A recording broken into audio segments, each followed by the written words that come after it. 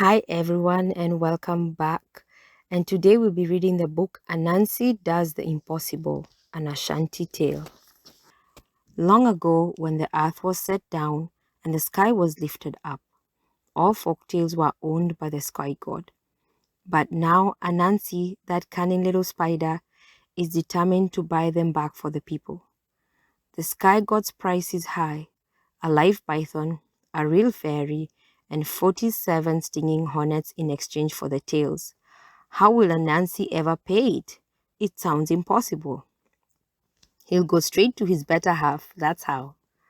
Watch as Anansi's clever wife, Aso, hatches these three schemes, each more ingenious than the last, to fulfill the sky god's requirements. So let's dive in and find out how she actually did that. Long ago, when the earth was set down and the sky was lifted up, all folktales were owned by the sky god.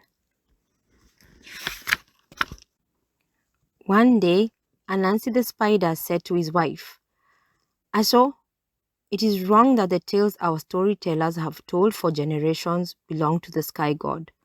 I'm going to buy them for our earth people. Aso said, Do you really think you can bargain with anyone so powerful? Anansi, I fear you are taking a morsel too big to fit your mouth. Well, we shall see, said Anansi, and the very next day he went to the sky god. Puffing out his chest, he said, Your Excellency, I have come to buy your stories. The sky god beat his thunder. Tum, tum, tum. Quo, he bellowed. What makes you think you can buy them? Kings have tried and failed, and you're not even a man. What would you want in exchange for them? Asked Anansi. The sky god rubbed his great chin. At last, he said, the price is 3 impossible tasks. Bring me a live python, a real fairy, and 47 stinging hornets. I can manage that, said Anansi. Then he hurried straight home to Aso. Anansi told her, I have to pay a live python, a real fairy, and 47 stinging hornets for the stories. However can I manage that?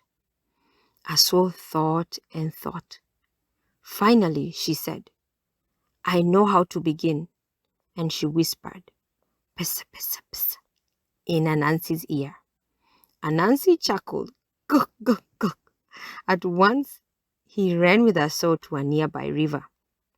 There they sat on a log and waited. Presently, a python came slithering, wassa, wussu, down to the water to drink. Anansi said in a loud voice, It is longer than he is. Not longer, shouted Aso. Maybe just as long, but not longer. The big snake raised his head. What are you two arguing about? He asked. I say the log we're sitting on is longer than you are, Anansi answered. But my wife said it is not. Sss, hissed the python. This small thing? I know I am longer. I feel longer. Well, said Anansi, you look shorter to me. I'll show you, said the python. He lay down on the log, putting his nose even with one end of it. Your tail is too short, said Anansi, and rim, he gave the tail a pull. Now my nose is too short, cried the python, and he wriggled back to the end of the log. I know what to do, said Aso. Tie his tail to the other end, then he can make himself longer. Anansi took a long bush rope and began winding it around the snake's tail and the log.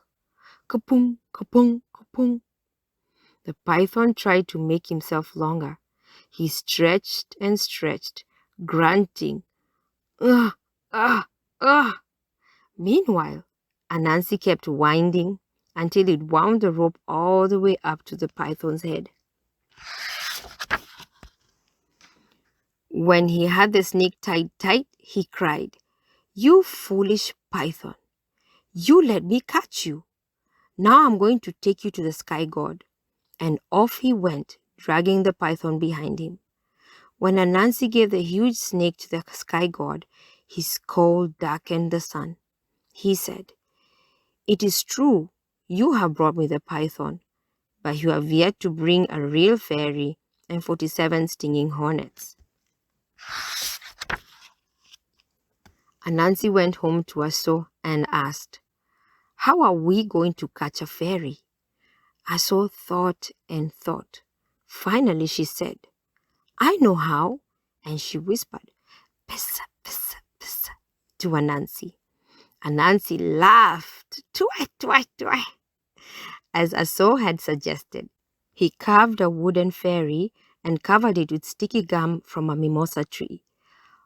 Aso put a tiny dish of banana fufu into its hand. When the moon was bright, Anansi took the make-believe fairy to the odun tree where the fairies liked to play. He tied a long string to the wooden fairy's back and another to its head. Then, clutching the ends of the string, he hid behind some bushes.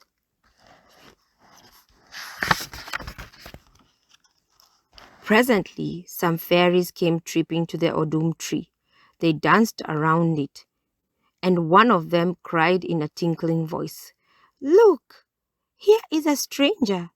She has a dish of fufu." The fairy's sister smacked her small lips.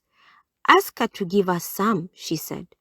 So the first fairy asked, "Kind stranger, may I please have a taste of your fufu?" Anansi pulled one string and the doll nodded its head. The fairy took a tiny taste. "Oh," she said, "your fufu is delicious. Thank you." The wooden fairy said nothing.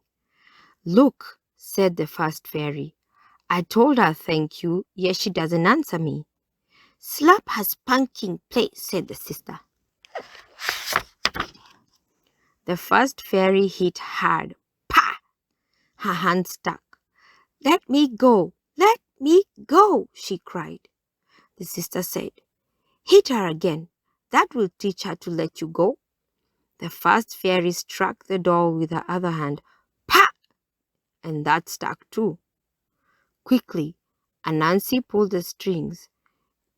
Now the doll with the fairy attached came bumping over to him. The little fairy screamed in her eerie little voice as she was being dragged away, and her sisters shrieked as they ran after her. Anansi soon outran those other fairies. Then he said to the one he had caught, "Little fairy, I am going to take you to the sky god." And he did. When the sky god saw Anansi coming with the fairy, he roared, "How can a measly creature like you perform these impossible tasks?" But then he added, "I admit that the python and the fairy are here. Still, you have not brought me to the 47 hornets." Anansi ran home to Aso and asked, "How are we going to catch 47 hornets?" Aso thought and thought. Finally, she said, "I know how." And she whispered, "Pesa, pesa, pesa," to Anansi. Anansi laughed, "Ke, ke, ke." As Aso had suggested, he plucked a bottle-shaped gourd from a calabash tree, whittled a wooden cork for it, and filled it with water from the river. Next, he found a hornet's nest in a bush. Climbing high up a nearby tree, he tipped the bottle and let the water gurgle down upon the hornets. "My brothers," called Anansi, "do you want a better shelter? See, in this calabash you will be safe and dry." He held out the empty gourd. The hornets buzzed around it. One flew in, then another, and another. When Anansi had counted 47 of them, he popped the stopper in. "Cop! Little hornets," he said, "I'm going to take you to the sky god." And off he went. The sky god saw Anansi coming At once he flashed his lightning and beat his thunder. Tum, tum, tum. Holding out the buzzing gourd, Anansi said, "In here are 47 stinging hornets. Do you want to count them?" "No!" cried the sky god. He threw up his hands in resignation and said, "Anansi, you have paid the price. The live python, the real fairy, and the 47 stinging hornets are mine. From now on, the stories belong to you." Anansi thanked the sky god. Then he hurried home. That night, the people of the village gathered inside a circle of fires for storytelling, and Anansi told how he and Aso had managed to buy the sky god stories. The people rejoiced, chanting, "Honor to Anansi! Honor to Aso! Honor to Anansi and Aso!" And from that day to this, the folk stories of West Africa have been called Anansi tales. What a lovely story! I hope you enjoyed it and maybe learned something from it. Never give up. And I hope to see you on the next story. Bye for now. Please like, share, and subscribe for more awesome stories. Thank you.